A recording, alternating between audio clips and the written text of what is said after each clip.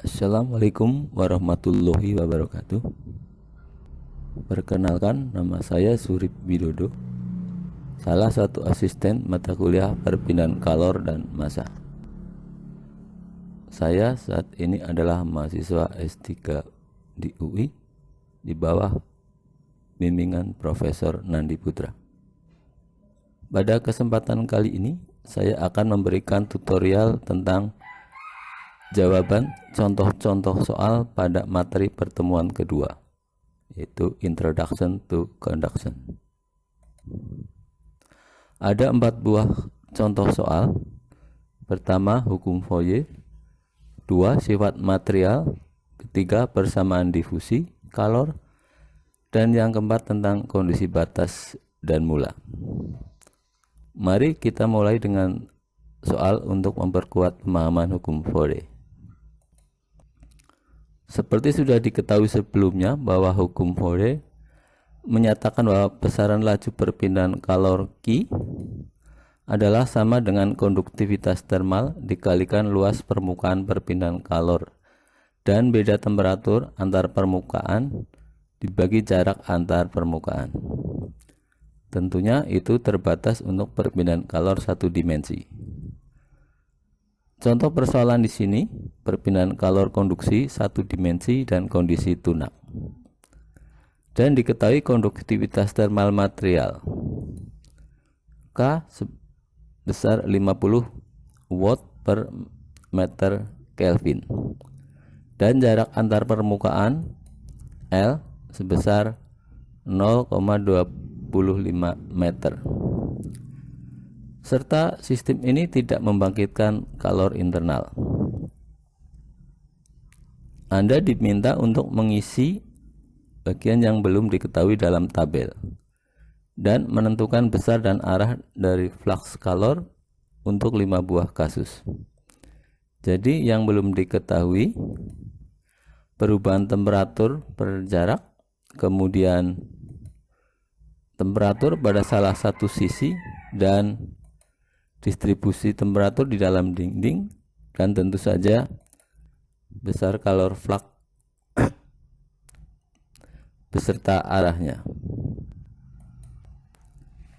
Seperti yang telah disampaikan pada asistensi sebelumnya oleh Pak Ragil, bahwa untuk menjawab maka kita gunakan langkah-langkah yang sistematis, yaitu menyatakan apa yang sudah diketahui. Dalam contoh soal ini adalah sistem satu dimensi dengan konduktivitas termal dan ketebalan ditentukan. Kemudian tuliskan juga apa yang harus dicari atau diselesaikan.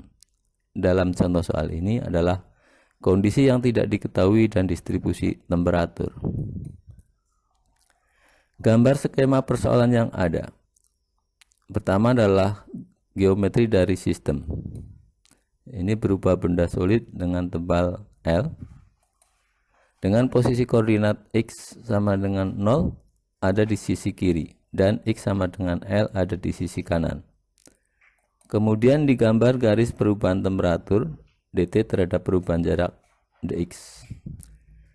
Karena dt per dx turun atau minus, maka arah perpindahan kalor adalah sesuai dengan arah X di dalam sketsa.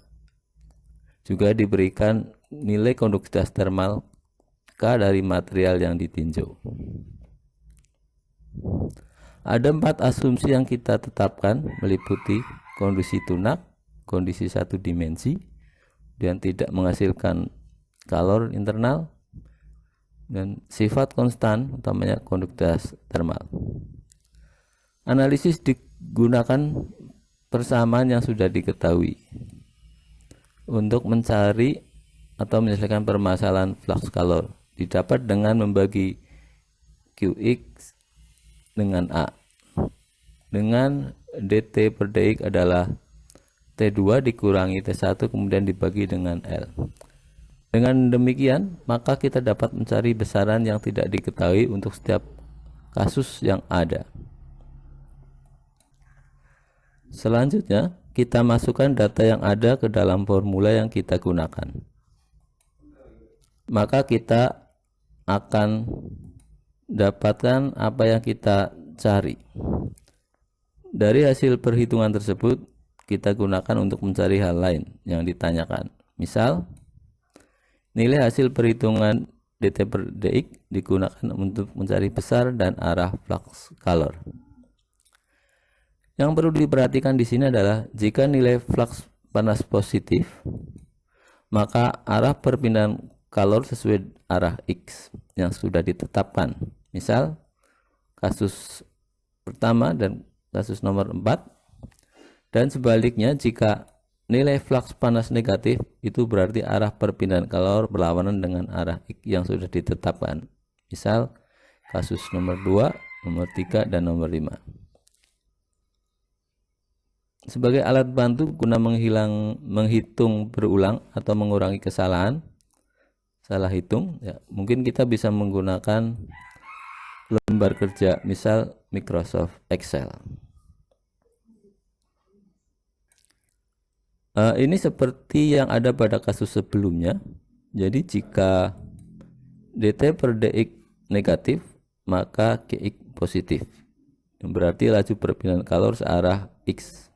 Dan sebaliknya, jika sebaliknya. Kemudian jika satuan menjadi hal penting, maka kita dapat menggunakan tool MathCAD yang mana mampu mengkonversi satuan dari parameter yang kita gunakan. Oke, terima kasih. Ya, kalau ada pertanyaan atau saran, silahkan jangan ragu-ragu untuk menghubungi saya di email surip.widodo@ui.ac.id. Selanjutnya saya akan menjelaskan contoh soal nomor 2 tentang sifat material.